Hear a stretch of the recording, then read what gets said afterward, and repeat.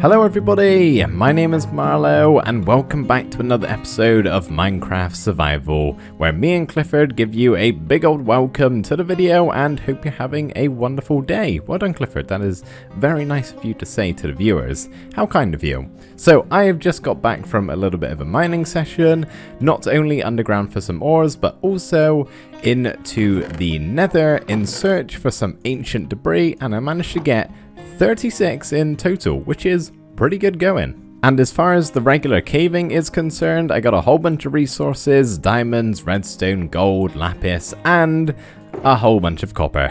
Maybe even too much copper. I don't need any more. I already have this much and I can't get through it fast enough, but I'm certainly not gonna throw it away because this stuff is beautiful once it's all smelted up. So the whole reason as to why I went mining was because I needed redstone, which is surprising because I'm not good at it. Redstone is not my forte, but I'm using a surprising amount in this world and my supplies were getting pretty low. I was meant to find some in the last episode, but I got a little bit distracted going in search for the elusive regular diamond ore block, and luckily, eventually, we managed to find it. Oh, and there's two! There's two! Yes! And one of the two blocks that we found are located now in the new building that we made in the previous episode. This is the gem workshop, and it's basically where we cut the diamond and the emeralds out of its ore, we cut it and carve it here on the workstation, and then we polish it over here in the polisher. So that's what we made in the last episode. A lot of you guys seem to really like this building, so as always, thank you for the wonderful feedback and comments. I'm also hoping to be able to sort out the ore transportation system, getting all of the ores to their individual buildings. We're going to do that a little bit later on too, as well as building another crane slash lift of sorts, but the one we're making today is going to be a little bit smaller than this one right here, and specifically for people instead of ores. But before we get started on any of that, I need to chuck my copper into the super smelter here because, as you guys saw, I have quite a lot that I need to get through. Otherwise, it's just gonna sit in this shulker box forever.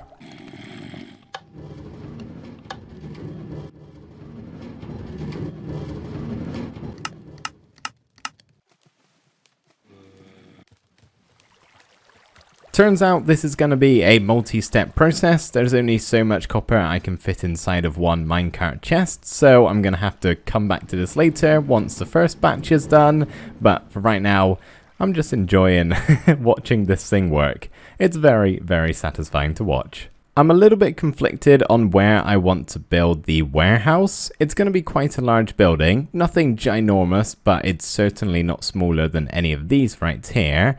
And my two options are over here or over here. I think the only reason why I'm wanting to pick this spot over here is the terrain is just begging for something to be built on it. It's super flat, there's no tall grass or anything, and that's because here I once had my sugarcane farm, just my start to the world farm.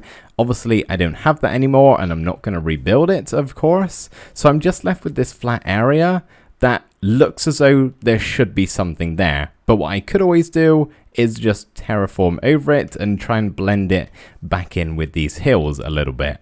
So then I would build the warehouse in replace of that dirt mound, which I think is going to be the best location for it. Just looking at this view from where I'm currently at, it looks as though it really needs something built there, doesn't it? We do have the space for it over here, like I said, but I just don't know if it's really the best option. It's kind of hidden around the back behind the ore sorting building, and it might get a little bit too close and intrusive on the greenhouse here, which isn't really part of this build project. So I want to kind of keep this separate from those buildings. So yeah, over there is the spot that I'm going to pick. So I've gathered up all of the items that we're going to be using for the exterior of the build. As you can see, I'm over here at the location and I'm ready to get started on building the warehouse. I hope you guys enjoy.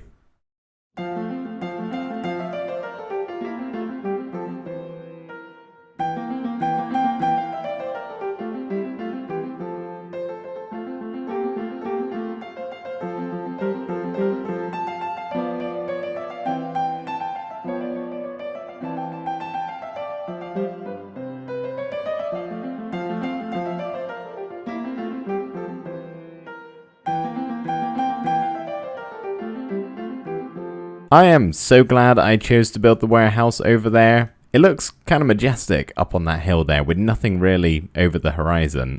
It looks kind of cool. I like it.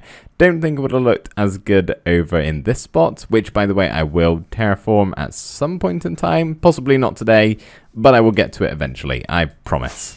So how do you guys like the build? And of course, bear in mind the copper is meant to go up a level or down a level, depending on how you look at it, to the exposed copper. I think we have a couple of blocks so far that have oxidized enough. Yeah, that level right there. So if you can imagine that color, that texture, for all of the copper blocks on display, that's what it's going to look like. Hopefully, throughout the rest of the video, whilst I'm working in this world here on the episode, it'll oxidize, and before we say goodbye today, you guys will be able to see what it looks like when the copper has oxidized enough. But for right now, it's a bit too shiny for my liking, but you can still get a good idea of what the build looks like. Overall, I'm very happy with it. It's once again quite a symmetrical building, but I thought that really worked for the warehouse. I don't think it would have been a great storage facility if it had sort of like a bunch of roofs going off in different directions like this. Warehouses generally in real life, and anytime I've ever seen some kind of warehouse, it's usually quite a square or rectangular building with not a whole bunch of complexity to it. So yeah, I think we've done a good job here. I like it. So as you can see, the interior is not finished, as you may have guessed. So now I'm going to do what I always do when I make my interiors, is smooth out the walls and the ceiling and get the floor in place and just generally neaten things up. And then afterwards we can go around and add in all of the fun stuff. What's going to be stored inside of here, pretty much.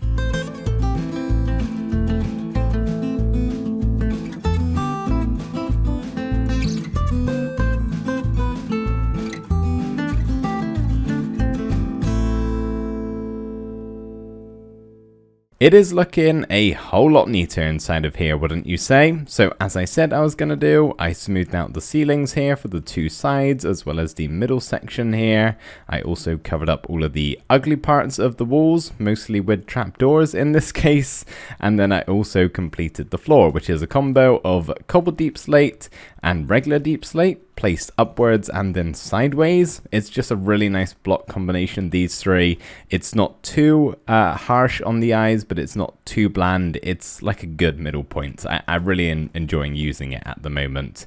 But now we're in the position to go around and add in all of the fun stuff. And we're nearly halfway through today's episode, and there's still some other things I would like to do in this video, so I'm just going to go ahead, complete the interior here, and I can show you what I've done afterwards. So here we have the finished interior to the ore storage warehouse. How do you guys like it? Personally, I am really happy with the finished outcome here. It might not be the most realistic of interiors. There would most likely be more storage inside of this building for the size of the mining operation that we're trying to create here.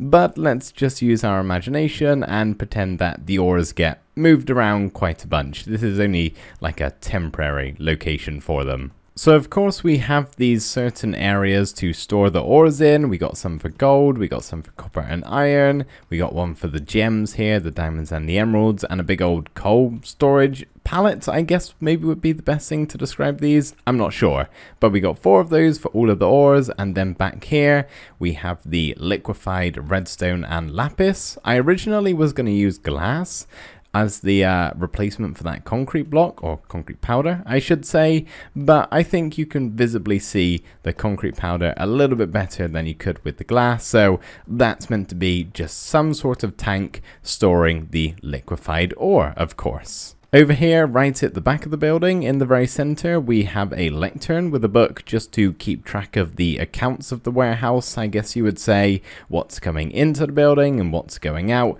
just to keep it all organized and running well. Plus, I had an open space here at the back and it felt like it needed something, so I added that to it. And lastly, we have some miniature cranes of sorts, potentially magnets to move the ores around. So I've just kind of created the grindstone and chain combination with some droppers in the middle here. Looks like some sort of rotary system, right, to move this along and pick up the ore and place them in their pallet, that sort of thing. Then we got some bigger ones here in the very center. Just trying to use your imagination and add some life to the build.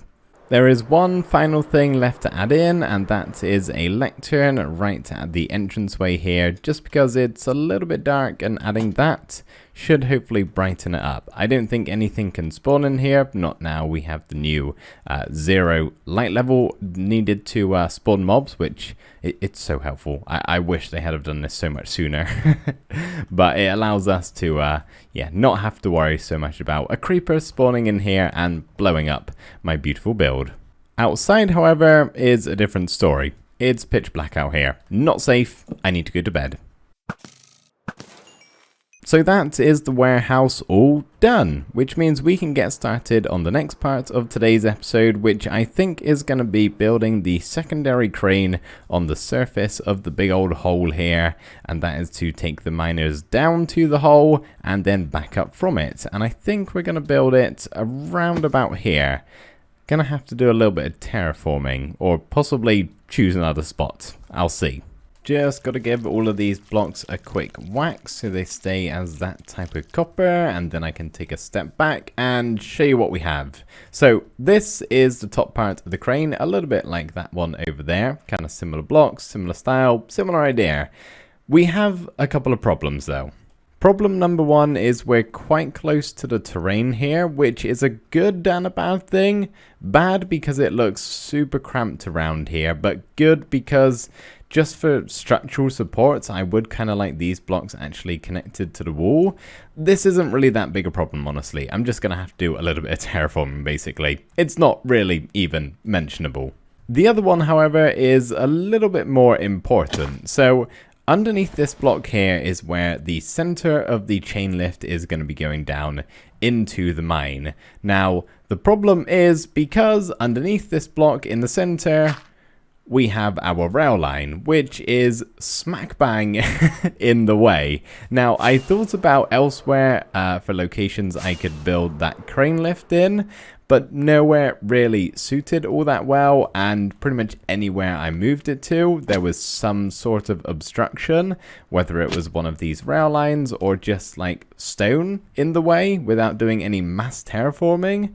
So I think what I'm gonna do is either A, just, you know, build it on top of it and we'll just pretend that it's not going to hit the rail line if this were to move. Option B is I move the rail line. To give us a bit of a better idea as to how this is going to look, I've gone ahead and finished the crane. So this is how the miners, or let's be real, miner, I think this is a one-person transportation thing. It's going to be how they get up and down. But now we've got this in place, I can just kind of take a step back and see how that looks, because honestly, from most angles, you're probably not going to notice. I mean, you're going to have to stand pretty close by to the crane itself and kind of line yourself up to realize, oh yeah, those two are going to intersect. So just to save myself a little bit of time, I think honestly I'm going to leave it as it is. If it starts to bug me a little bit later on, I can always change it and move that rail line at the bottom. But for right now, I'm okay with it. Hopefully you guys are too. In the last episode, I asked you guys how you think we should transport the ores around the area over here, from the ore sorting building to all of their individual buildings. This one, this one, this one, and this one. Now, I wanted to know what you guys thought about that. I had two ideas. Those were carts and mine carts.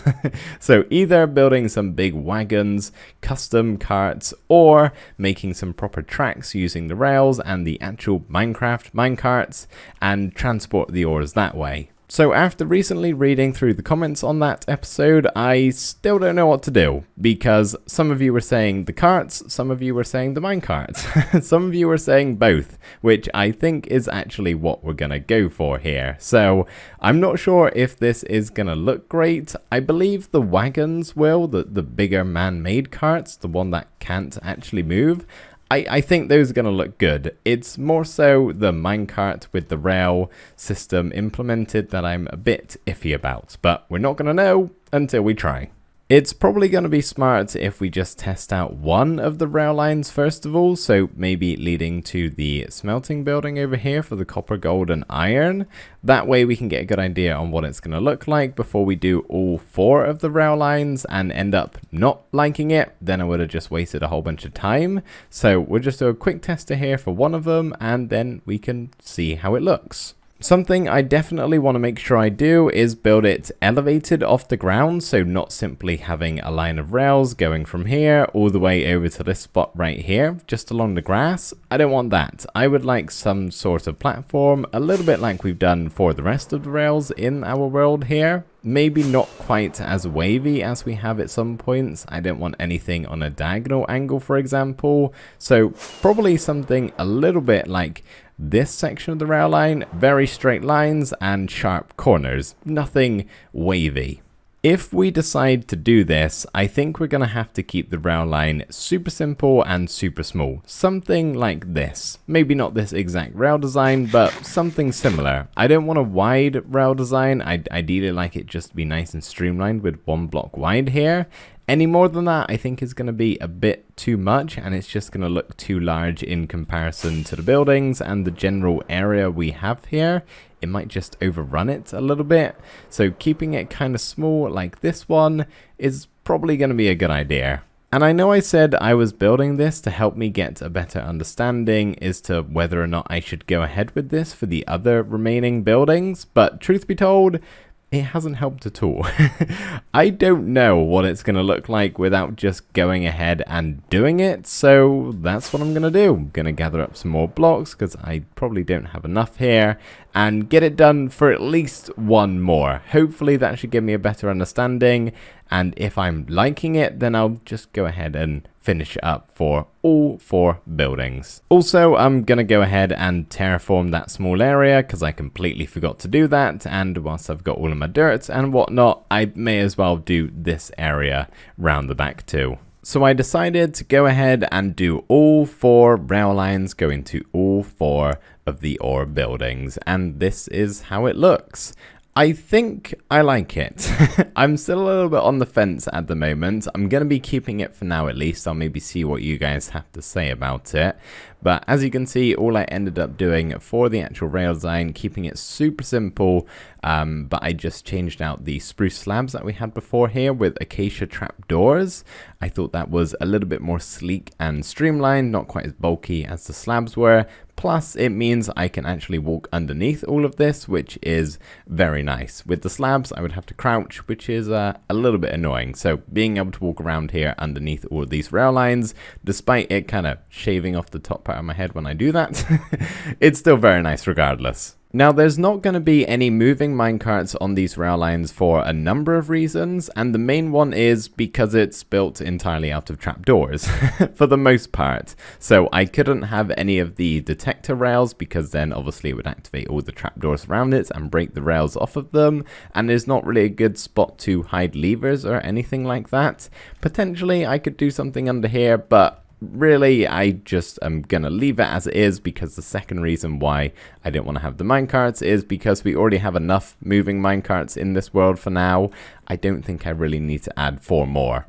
I don't know how much they contribute to lag, but just in case, I'm going to leave them as empty rails. And I've also done quite a bit of terraforming. You should be able to see a little bit where I've done them because there's still some dirt remaining. I smoothed out all of this area. I had to shave off a lot of land where we have these 2 rail lines because it's quite a steep incline going up to these 2 buildings. So that was very tricky to build.